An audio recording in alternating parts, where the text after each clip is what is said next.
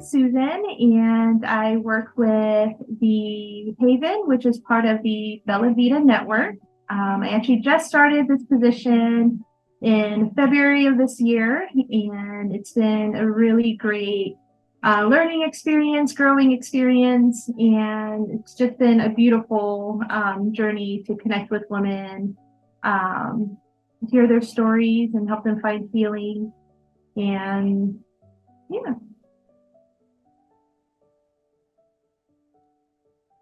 All right, wonderful. Thank you.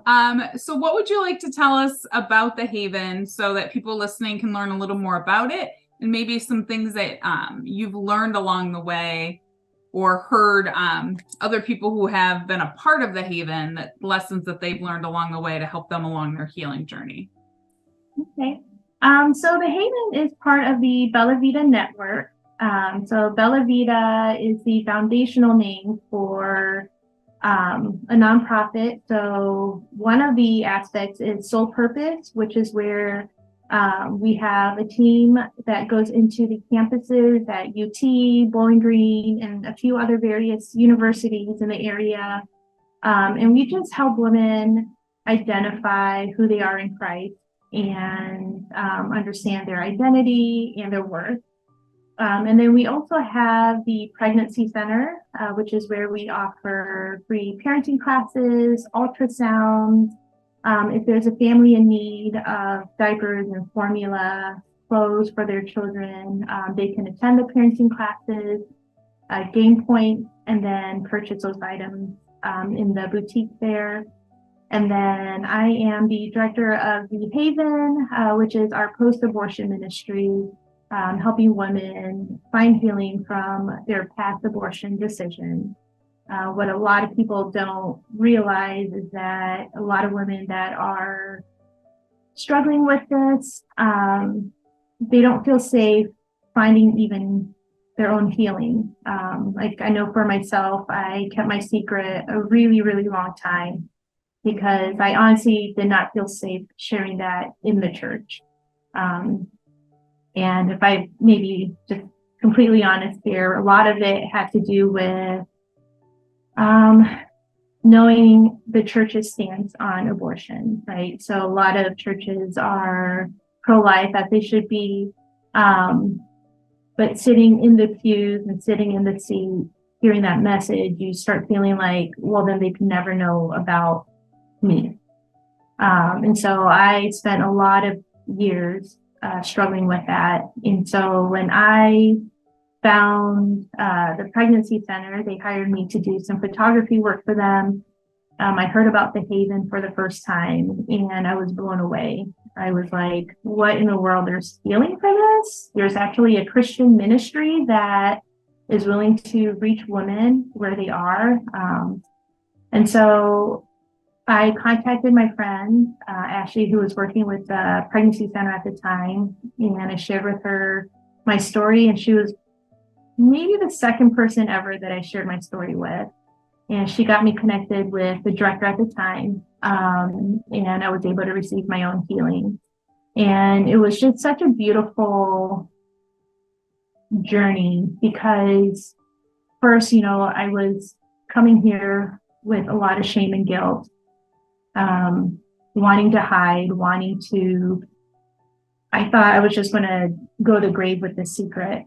And when I came here, the director, Michelle, she was so very welcoming and warm, and she welcomed me in and we started that conversation. I went through a weekend retreat and it was just very beautiful. I was there with two other women also seeking healing. And then there was two volunteers and then a hospitality person. So it was a beautiful weekend. I really was able to find my own peace with my past decision. And now I get to sit in the seat and help other women do the same. One of the biggest things that I hear over and over again from women coming to the Haven is that they feel like they're the only ones that have experienced this. Literally almost every woman, they will come in and they'll say, I thought I was the only one. because it's something that's not talked about enough in the churches. And so that's why we exist, so that women can come and know that they are in a safe environment, and they know that they can be open about their past, and that we are not going to judge them. We are not going to criticize them. We are very much a very loving space, and that's what we want to do here. That's beautiful. I'm so thankful that you found your way there as well. I know I've seen some of those statistics and they always blow me away. What are the statistics of how many women, or the percentage of women who have gone through an abortion? Yep. So the latest statistic is that 1 in every 4 women, by the time they reach the age of 45, have experienced an abortion. And over 60% of them are within the church. Wow.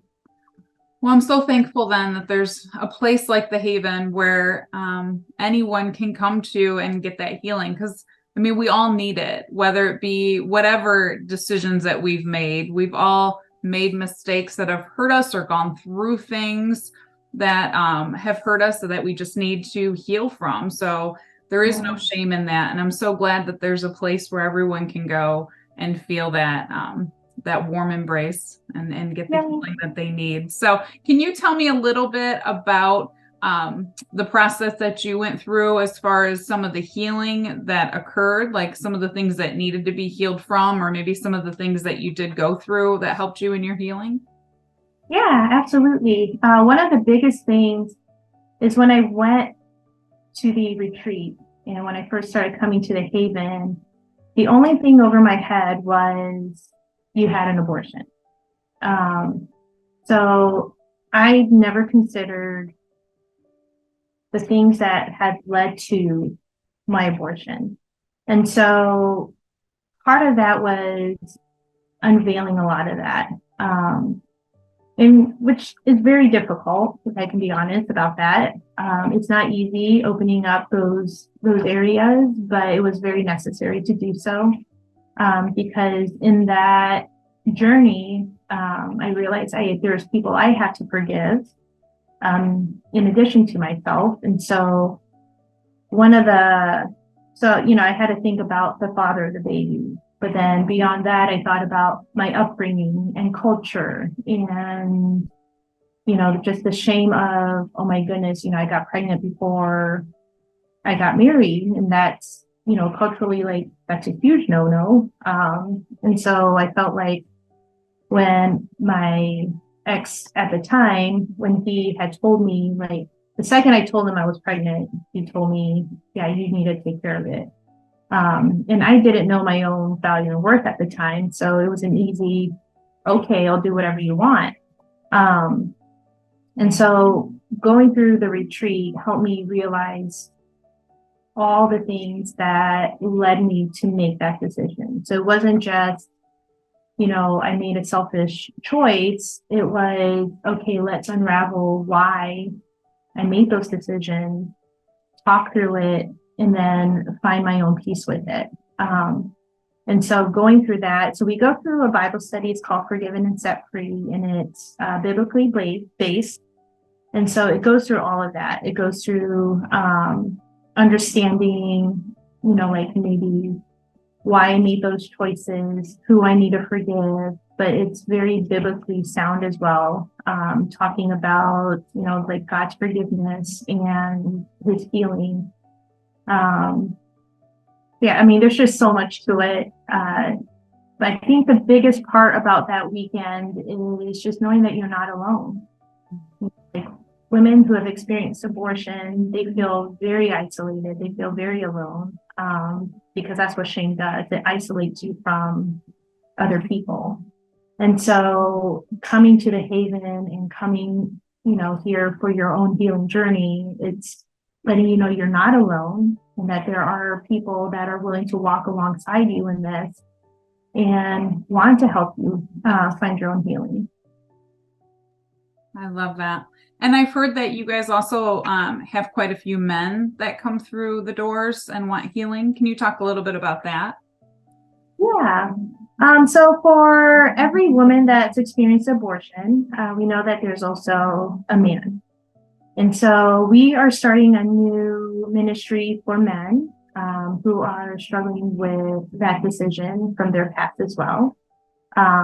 Right now, we have 2 volunteers that are coming through and really talking about how do you help men heal from an abortion. So some of it could be, I mean, there's so many different scenarios. It could be a man just like my ex who immediately said, well, you need to take care of the problem. And then later realized, yeah, that really wasn't the best solution. And then you have men who was not given any choice because the woman made that decision for them, even though they had asked them not to. So the men coming, I met with this couple recently, and the one male, he was just talking about how he was in a tough spot because he felt like if he supported her decision, it would have been a huge loss for him. But if he had forced her to have a baby, that would have been a loss for her. And so he didn't know what to do. And so he had just said, I will support you no matter what. And then they both ended up coming to the Haven, struggling with that decision. And so, I feel like men have a different perspective with this. And so it's really understanding, where are they coming from? Just like with the women that come here, there's no 2 stories that are alike. We've all experienced an abortion here, but what brought, I'll just say what brought Lily to her point is very different from what brought me to mine. It's the exact same thing for the men.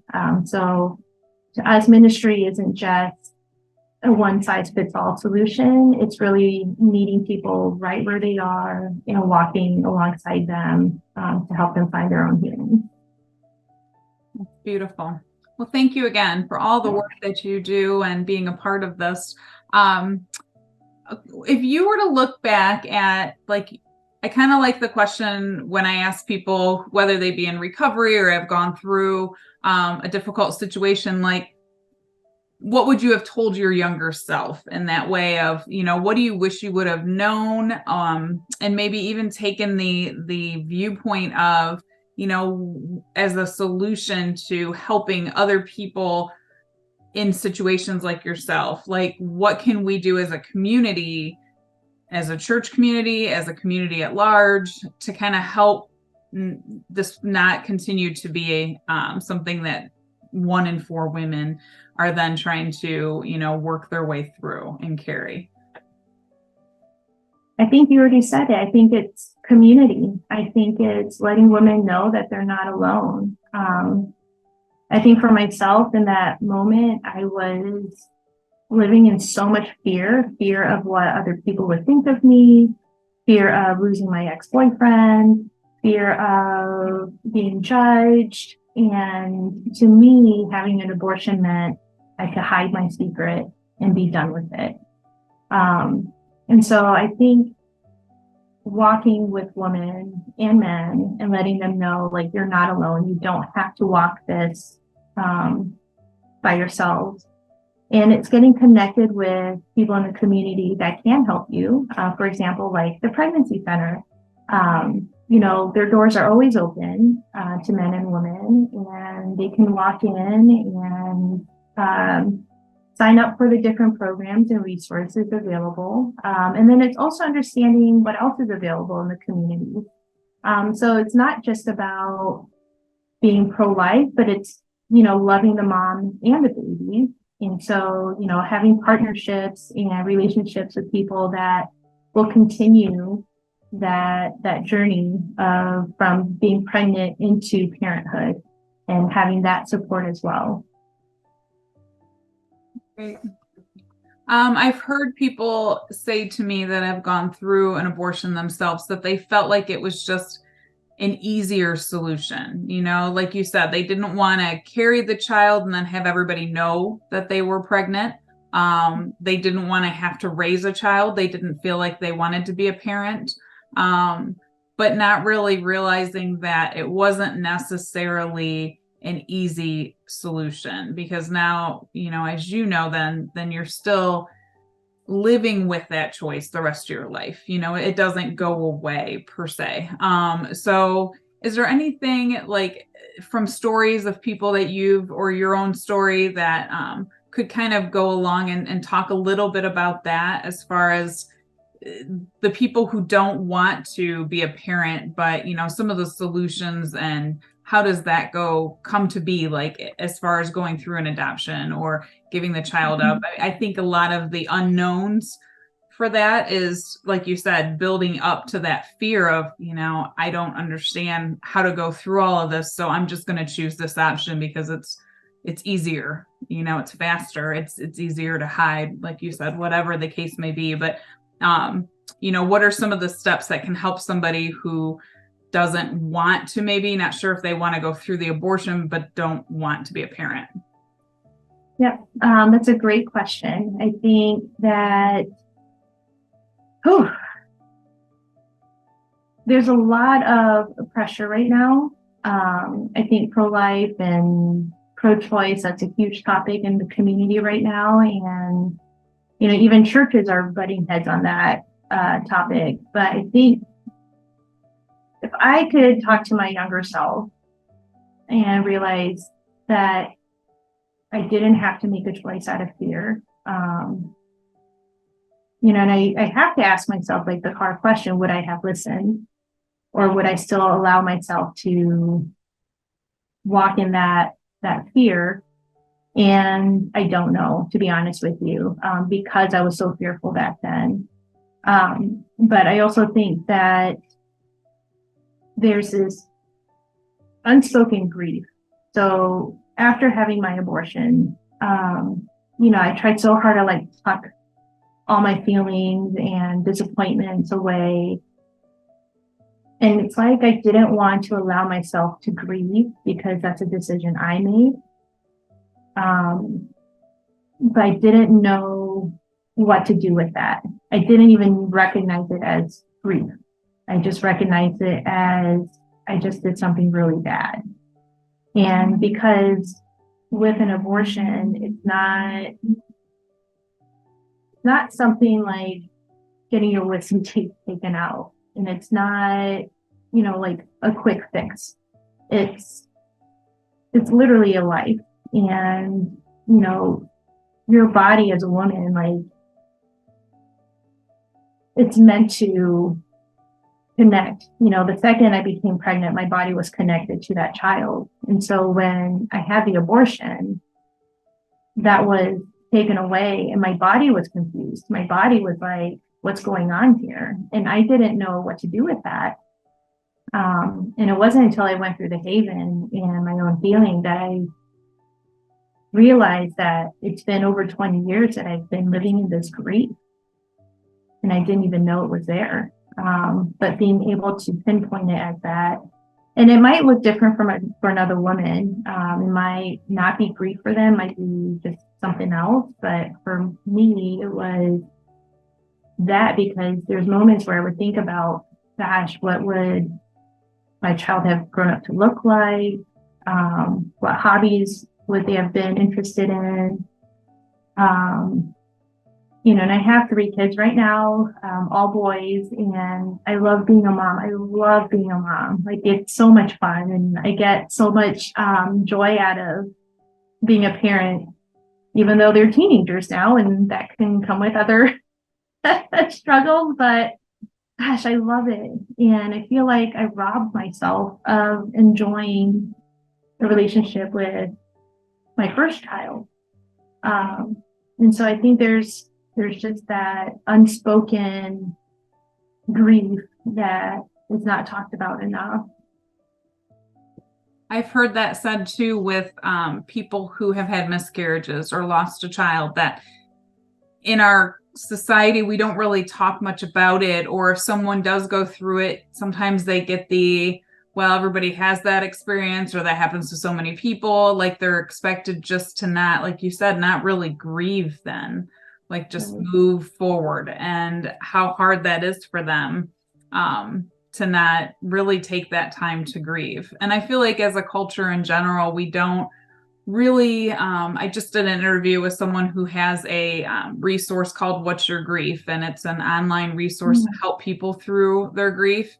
And it was really eye-opening to me, because as we were talking, she was saying how, you know, a lot of us feel so uncomfortable with the feelings of loss and grief that we don't really like other people being uncomfortable in their grief. So we try to rush them along, like, you should be okay by now, you know, you should be moving on and letting go, and how it's a process, and how grief really never leaves you. It just changes a little bit, you know, it kind of changes the way it looks, but it's still always there, because you don't ever get that loss back, you know, you just learn to kind of live with it.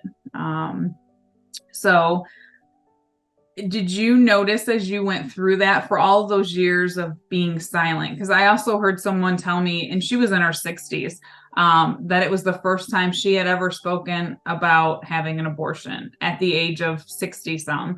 And she said, you know, I always think I celebrate the birthday of what day they would have been born, and I always think about how old they would be. And it just broke my heart to think all of these years you've struggled with this in silence, you know, and what that did to her. And it just, I guess that's why I would love something like this video and this resource to get out there, so that more people don't have to feel like they have to struggle in silence, that they can talk about it and realize that, again, they're no different than anybody else, whether it be somebody who didn't go through an abortion or not. We've all done things that we've regretted, you know, that we've looked back at and wish we wouldn't have done. But we're human and we make mistakes, and it doesn't make us any less of a person than anybody else. I hear people in recovery from drug addiction, and they have such shame of the choices that they've made and the things that happened to them while they were doing that. And we can't go back and change the past. And I think that's the power of being able to say, okay, I have to give myself the grace that I would give somebody else. Because I think it's easy for us to look at somebody else and go, you know, it's okay, you made a mistake, you know, whatever the case may be, but you're okay, you know, you're doing good things now, and you know, all of that. We can do that for somebody else, but when it's us, it's much harder to let ourselves, I feel like, off the hook for the mistakes that we've made. So I think I rambled a little bit there, but did that resonate with anything that, you know?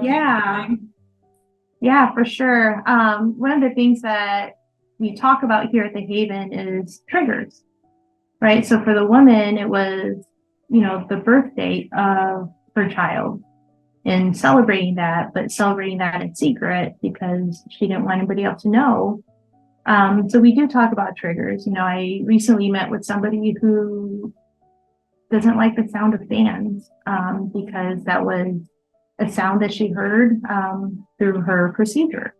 And so fans is a trigger for her. And it could be the birthday, it could be the sound of like traffic, because, you know, maybe a doctor's office was in a high traffic area. I mean, there's so many different things that could trigger emotions. You know, if you see another pregnant woman, you know, that could bring in some guilt. So understanding those triggers and understanding why you are, you know, experiencing them, I think that's really important to uncover. And it might be, you know, like just some behaviors, you know, like there's things that in the last like 20 years, actually, yeah, before my healing, I didn't realize that I was doing because of my experience with the abortion, like avoiding certain TV shows or changing the channel because abortion was a topic, or cringing if they talked about a Bible verse saying that you are fearfully and wonderfully made. Like, gosh, you know, like I would have so much guilt over that. And so it's just understanding like those triggers and working through them and understanding them, so that you don't have to walk through them alone anymore. And yeah, so everything you said it definitely resonates. I see it a lot within the church, like you mentioned as well, of just people really wanting that healing and that mental health kind of support, but not really feeling like they can talk about it, like feeling like more like it's a lack of faith. I've heard that said. It feels like a lack of faith if I feel like I need to talk to somebody about this because God should be enough. And I try to encourage them that, just like sometimes we need to go to a physical doctor, that God can use a physical doctor to heal us, that he can also use other people to help heal other people along the way as well. And there's nothing wrong with that. I feel like we're designed for that, and that's part of the beauty of some of the awful things that we have had to walk through, is that it can be something that we can then use to help other people because we understand it differently. I always say that I'm in prevention, not because I struggled with addictions myself, but because I saw it in my family so much with the, people making those decisions and how it impacted me secondhand. And just, I hated to see them hurting themselves, and hurting others around them. And so, I mean, I look back and I don't regret that life that I had because it made me want to do what I'm doing now. So I feel like that can be some of the beauty of some of those things, is that, it equips us to be different people. Yeah. The things that we want to make sure that women know is that everything here is confidential. And I think that's huge for women that wants to come forward. I think that's really important because, if you don't feel safe and if you can't trust the person that you're sharing your deepest, darkest secret to, then that relationship is lost. And so making sure that you provide a space for men and women to be able to come forward and just know that there's hope and healing for them. I think that's huge. I agree. So what can someone expect if they were to walk through the door of the Haven? Like, can you kind of walk through what to expect and like the choices that they have as far as resources to utilize and that sort of thing? Yep. So the first thing is, someone might contact us, whether it's through their pastor, their church. We will sometimes, you'll find a little card with the Haven information in bathroom stalls, because if you leave it out in the open with all the other flyers, women might not grab it. But if it's like in a bathroom stall, they might feel more comfortable taking it. And so they'll contact us, and then we will set up a connection appointment, and they'll just hear a little bit more about the Haven, my story, maybe the story of another volunteer. That way they feel more comfortable sharing their story. And then from there, we will invite them to support group, which is once a month. I'm looking to start another support group because the ministry here is growing, and some of our participants are stay-at-home moms or moms that have kids going to school, and so evenings are really not good for them. So we're looking to start another support group midweek in the mornings. And then we have the Haven retreat that you can attend. And then after the Haven retreat, there's aftercare. So there's a couple of other Bible studies that we can do together, the support group, like I said. And then I'm really starting to build one-on-one appointments because there might be some women that just aren't comfortable in a group setting. And so they can meet with either myself or another trained volunteer for that one-on-one time. Do they have an option to do anything like virtually online if they can't physically get to the building? Yes. So right now we are building that out. So I have a volunteer that is in the middle of training for her virtual group. So It might be because somebody lives out in Wasia and they don't want to drive to Toledo. And so we do want to start an online support group. And so that will be launching hopefully in the next month. Great. Do you have any other needs, or as people are watching this video, maybe they would feel like impressed to try to support this or help? I mean, are there some different needs and wants that the Haven and Bella Vita and even Soul Purpose has? Lots of prayer, of course, and we are always accepting volunteers for the Haven specifically. We have volunteers that help with support group and the various different Bible studies. But we are going to do just the additional support group. So if we had another volunteer willing to step into that role. Up until this past year, we only accepted volunteers that were post-abortive. But we have just recently opened it up to those that are not post-abortive because we want the church represented. Because for myself, I felt like the church was going to hate me for my past decision. And so to have somebody that didn't have that experience to come and love on our women, I think that's really important. So if anybody is interested in helping that way, we'd love to have a conversation. We're always looking for like $5-10 gift cards to Walmart, diapers. I think right now they're looking for size 5 diapers. And then you can always go on our website as well, bellavita.org or bellavitanetwork.org, and you can see the different needs on there as well.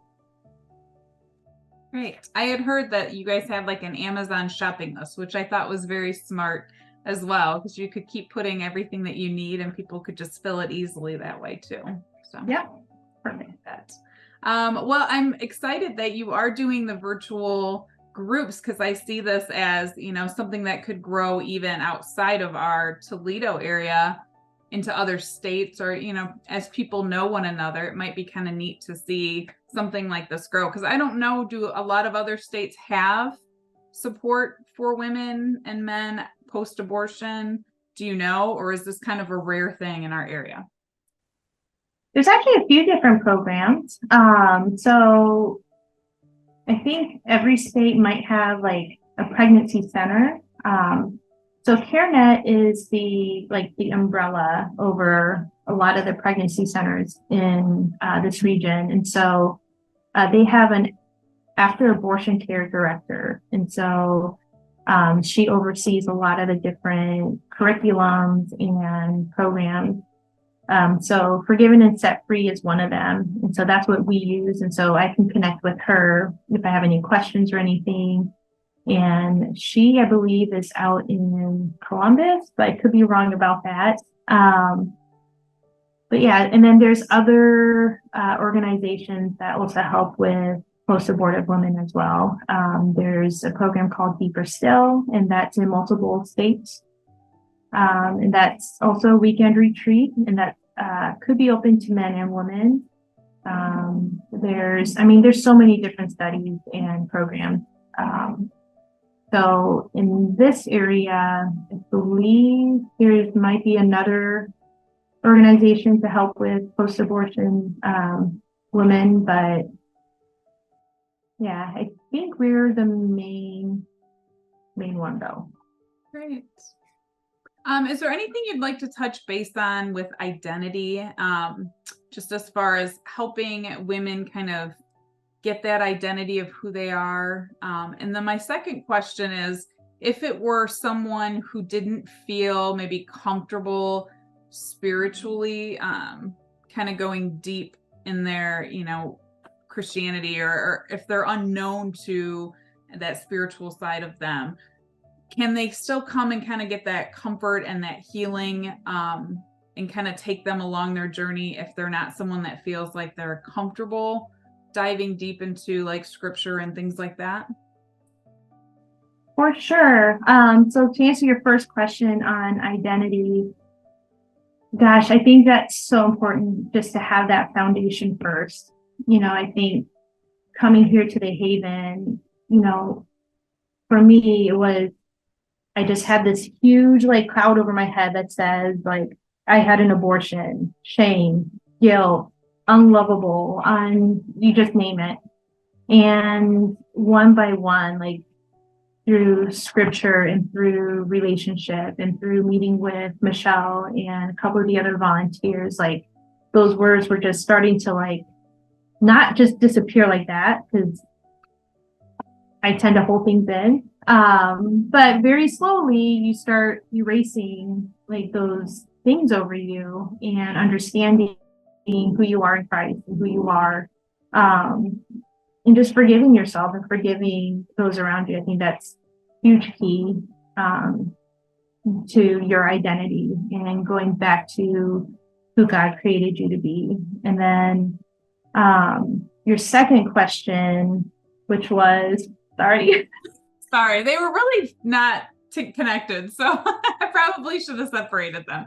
My second question was just I'm thinking of a few young people that I've worked with that didn't want any, like, I don't want to talk about God, I don't want to talk about spirituality stuff, whether they were wounded from something that happened to them in a church setting or whatever the case may be.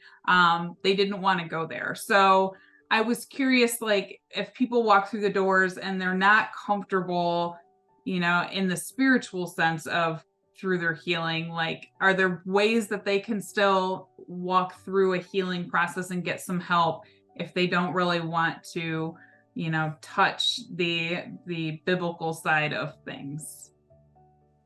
Absolutely. Actually, in the last 2.5 weeks, I met with two young women. They do not know each other at all, and neither of them are currently going to church. One of them grew up in the church, but it's like, I don't want to be converted. I don't want, she was like, that's my mom's religion, not mine. But she wanted to come and just talk about her abortion experience because it was really painful for her. And she went online and found a Haven. And so we started meeting with her. And like I said earlier, it's really meeting people where they are and letting them know they're not alone. And so regardless of where they're at in their faith, we're not going to change who we are, but we are going to meet them where they are and just love them, the best we can and hear them. And I think that's the biggest thing. It's just listening to their stories, listening to their hurts and their pains, and letting them know you don't have to do this alone. Like, we're here for you. Call me any time of the day. If you want to meet, let's meet. If you want to just sit and just come and just be them. I think that's just really important. I think it's important for people to know that we are here to just love on women, regardless of anything. Really, it's really just our doors open. Well, thank you so much for your time and sharing your personal story as well. I appreciate you being so open, and I know it will help so many people who can relate to everything that you just shared. So thank you for all that you do. Yes. Well, thanks for having me. Absolutely.